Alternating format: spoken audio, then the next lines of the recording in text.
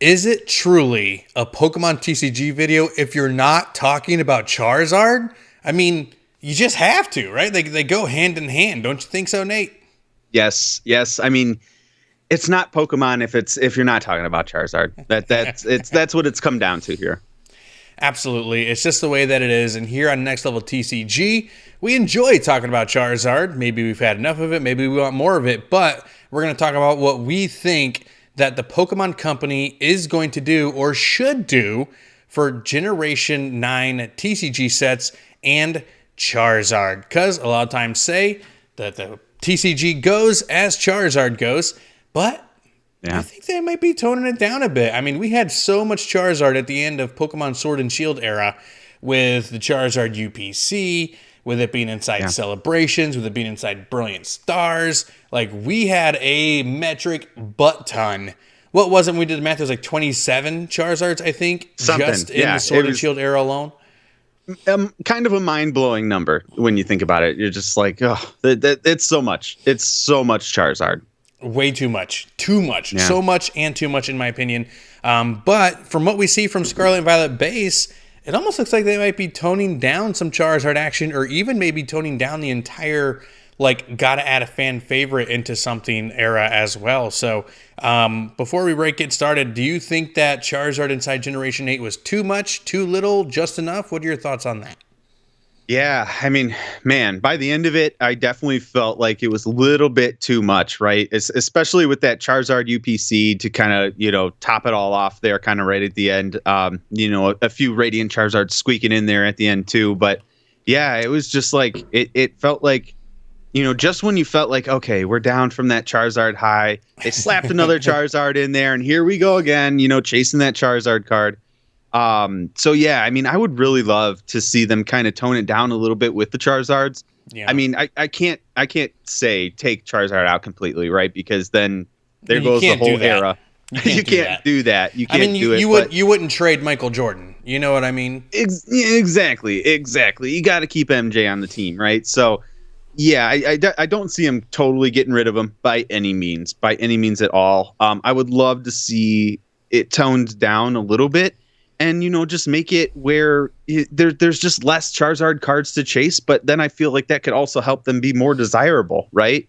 Especially when you get Charizards back-to-back sets, like it kind of felt like with almost back-to-back sets with Darkness Ablaze. And then we had Champion's Path. And then we had Shining Fates. And it was all those Charizards kind of. Well, and they did it twice. They did the exact same thing later on in the year with Celebrations. Yes. It was Celebrations, 2 Radiant Charizards, Charizard UPC. It was like boom, boom, boom. We were looking for Charizards. Yeah. It was Brilliant Stars, Celebrations, Charizard UPC, and then another Radiant Charizard in Crown Zenith. And it was just like, oh my gosh, I've had enough. And like you were saying early on, it was right in the very beginning. It was like, oh cool, we're gonna start slow. Here's Sword and Shield base. Here's Rebel Clash. Ha ha ha. Just kidding. Right. Darkness Ablaze slaps you right on the tails of that. You got Champion's Path with 2 more Charizards. Oh, a bit of voltage in between. We're gonna give you another Charizard holographic inside, and then we're gonna slap you again with Shining Fates and another Charizard. And it was just like they gave us 2 massive clusters of here's all the Charizards and all the Charizards right there. Boom, boom. Yeah, I think like you said, it was 2 massive clusters. Maybe if it was a little bit more spread out, it wouldn't have felt as much of like a whiplash this way and that way with how many Charizards we got. But again, it to me it felt like it was a little too much Charizard, right? It wasn't always a great feeling going into a set knowing like, okay, like this set's going to be all about Charizard again, right? Yeah. Again, I would just love it to, be a little bit less. Definitely don't put the Charizards back to back like we saw them in the Sword and Shield era. And I think that'll help it overall. I know there's a lot of people out there. I've seen it in our comments, on a lot of our videos talking about Charizard that they are just over Charizard. And I totally get that, with all the different products and everything. So yeah, pump the brakes a little bit. I think. Yeah, I definitely don't think we need 27 or 28 different Charizards inside Scarlet and Violet. No. Definitely going to give that a big pass. But again, I do think that, when LeBron James is on your team, when Michael Jordan is on your team, you got to put him in the game. You just have to. It is literally night and day the hype generated from sets that have Charizard inside to sets that don't have Charizard inside. Specifically with like the special sets. People really, really like their special sets to have Charizard inside, which I completely understand. There were a couple instances, at least in Generation 8, where it did not need to happen, right? We did not have to have that extra shiny Charizard inside Champion's Path, right? I'm completely fine if you throw the rainbow in there, but technically the rainbow should have been inside Darkness Ablaze. Like, if you treated Charizard like you treated all the other Pokemon, which I get, it's not like all the other Pokemon, but if you at least had it on a similar playing field, Rainbow Charizard would have been inside Darkness Ablaze, not inside. It's almost like they gave us Champion's Path just to give us Rainbow Charizard and Shiny Charizard Chase. And it's like they were experimenting, right? They were like, oh, let's see if we can make this happen. Didn't need to happen whatsoever. Yeah, they could have come up with something way cooler, way more unique for Champion's Path than just saying, here's 2 big Charizard chase cards, have at it. Everything else in the set is crap, right? Yeah. I mean, just think about like how much better Darkness Ablaze would have been with that Rainbow Charizard. Huge. And probably, would have also made, Shining Fates better if you had taken that shiny Charizard and put Shining Fates in there. And then, like you said, make Champion's Path just different. Just it didn't really need to have a Charizard. And it really seemed like they threw those Charizards in there like they made the rest of Champion's Path. And it made no sense. It made no sense. This kind of sucks. They were trying to Charizard spread in it. they were trying to spread it. It's like what they were doing, right? If you go on the model that should have happened, Darkness Ablaze should have had Charizard V, the Charizard V full art that came inside of the Shining Fates ETB, or the Champion's Path ETB. Champion's Path Shining ETB, Fates had the Eevee, I forget right? about that one. So the purple background Charizard V full art should have been inside Darkness Ablaze. You should have had the V full art, and the rainbow. They all should have been inside Darkness Ablaze. Call it a day. And then, if you really want to be cool and unique, put that shiny Charizard that was inside Champion's Path as the promo card inside Champion's Path, right? If that's what you really wanted to do and make it interesting, throw it in there instead of a big chase card, because and then do something else with Champion's Path. Anyway, we're here talking about Scarlet and Violet. We got off on a tangent. Excuse me. We did a little bit. Don't pump the brakes, right? Like, excuse-moi. But yes, I completely agree. They need to slow down 100% on the Charizards and Generation 9 here in Scarlet Violet. Now, what I would do is I would give, because you got to have a Charizard base set, right? You got to have the Flash Fire, the Brilliant Stars. You got to have a set that's anchored by Charizard. You just have to. It makes sense. It sells. And making sense is the most important thing for me. You anchor it in a set just like you do the Gyarados in Scarlet and Violet base, right? You make a Charizard. I would do that with probably the 3rd or 4th set for Scarlet and Violet, because we really do need a breather from Charizard right now. After all the Charizards they just threw at us, and I think the Charizard UPC is the one thing that set collectors over the edge on Charizard. I really do. I agree. People were kind of over it. They were like, whatever. And even when you go and look at the Charizard cards inside V-Star Universe, not worth nearly as much as the Giratina Full Art Gold, and the Arceus Gold and all that stuff, when normally you're talking about a Charizard V-Star alternate art and a Charizard V alternate art. Like, shit, man. Those should really be like the most expensive cards in the set, and they're really not even close. When you compare them to other cards in the set. And I think that's a big reason. I think the Charizard UPC is a big reason why. So I would give a breather, because if you give us a Charizard, like, let's say April, right? Or May, you give us, another Charizard product in June, just a couple months after Scarlet and Violet base, I think people are just going to roll their eyes and they're going to be like, come on, I'm over it. But if you wait until, I don't know, Q1 2024 to give us anything Charizard, the minute that Charizard pops up, it is going to be like gangbusters, bro.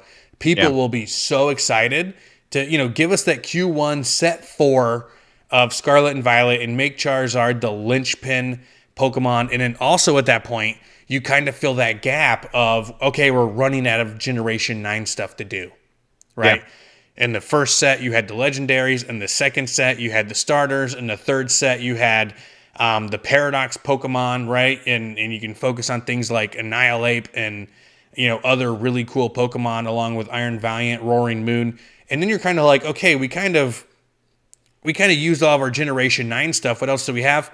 Charizard. That's when Charizard comes out. And then boom, right after that, you give us the first DLC for Scarlet and Violet, and there's your next set. You know what I mean? Like, what do you think about Charizard coming in at set number 4, being an anchor, being a pack art, and just kind of carrying set number 4? I'm going with set number 4. Yeah, I think that makes the most sense. Like you said, with everything that we've had, you got to have that kind of cool off period, right, to get people hyped up about it again. Otherwise, you're just going to keep, smacking us in the back of the head with all this Charizard stuff. People are going to get pretty annoyed by it. So I definitely see it being like, a third, fourth set. If it was third set, I mean, that kind of makes sense. That's what they did with Sword and Shield. If they're kind of following that again, I almost see it being, Charizard being the chase around the holiday times again. I mean, that's kind of what they did, right, with Darkness Ablaze and Champion's Path. I believe it was around the holiday times where we had those sets. So I definitely see them doing that again, right? You have that extra hype of the holidays, people out there wanting to buy product. You got Charizard on some of those products. You got Charizard in a set. It just gets people, extra excited about it. So I think, just logistically and everything, it makes the most sense to not put a Charizard in anything until about that time. I would love if they waited until 2024 to give us that Charizard, because I think that would help. That would be, enough time, away from having that Charizard chase and everything. By that time, people are going to be like, man, we really need a Charizard chase. Where's the Charizard been?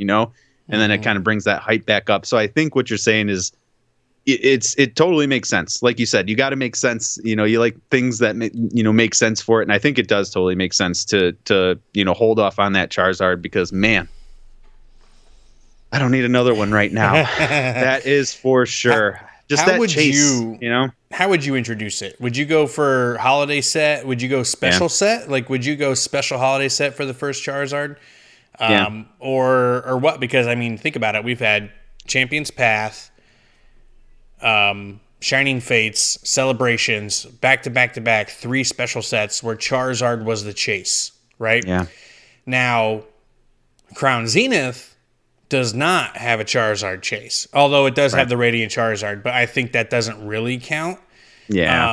Like it did for Celebrations and stuff. Even Pokemon Go had the first Radiant Charizard, which technically is a chase card for that set as well. So that's 4 in a row, and then 5 with the Radiant Charizard. For one, I don't want a damn Charizard in my next special set. I just don't. I want something, because it's lazy. It's lazy for the Pokemon Company to go, hey, we have a special set coming out. We want to make it really cool. And the guy in the front row goes, Charizard. I think we got this new thing. It needs Charizard in it. Okay. And then the guy, and then they're all like, yeah, hey, this guy, give him a raise. This guy up front gets a raise. Great idea. Don't know where you're getting ideas, man. Great job. You're getting a raise.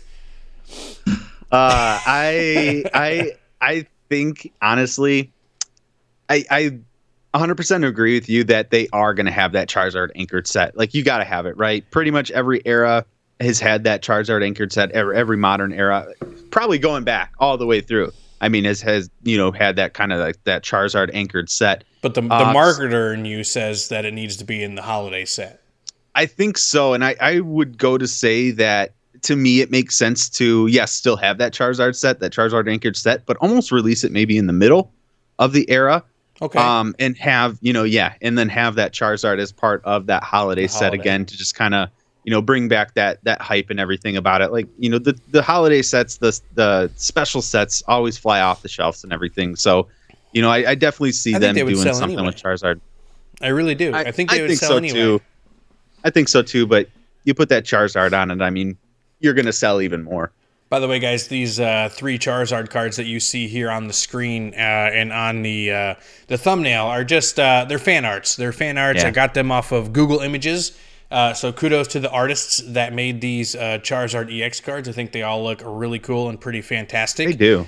I love how they did with the megas, the whole Japanese words on there, and then like when you got it in Japanese, it had it in English words too. I thought that was super cool. I would love for them to bring something like that back. That would be really, really cool. But like speaking of Charizard, right? Like if you wanted to have Charizard in the first special holiday set, like what type of set would you do? Would you go back to, the big old trainer gallery thing like we have for Crown Zenith? Would you go back to the shiny well with a shiny vault? Like what would you do for an upcoming holiday set that featured Charizard? And I know I'm putting you on the spot here. You had no clue that I was going to ask you this question. I did not. But I think what I would do, and I think what kind of makes sense, is almost like a Tera gallery or something. A set based around that. And I think with the game, again, I don't play the game. I'm the worst Pokemon fan ever, but I think the first 7-star raid, if I'm thinking correctly, was Charizard. Was it like a Tera Charizard? Was it a Terraform Charizard? Yep. So I could definitely see them, that being Special like the Tera first type holiday Charizard. set. Mm-hmm. Like, even if it's like, I could even see them, making Charizard like the promos and stuff for that set, which I think would make it less of a desirable set.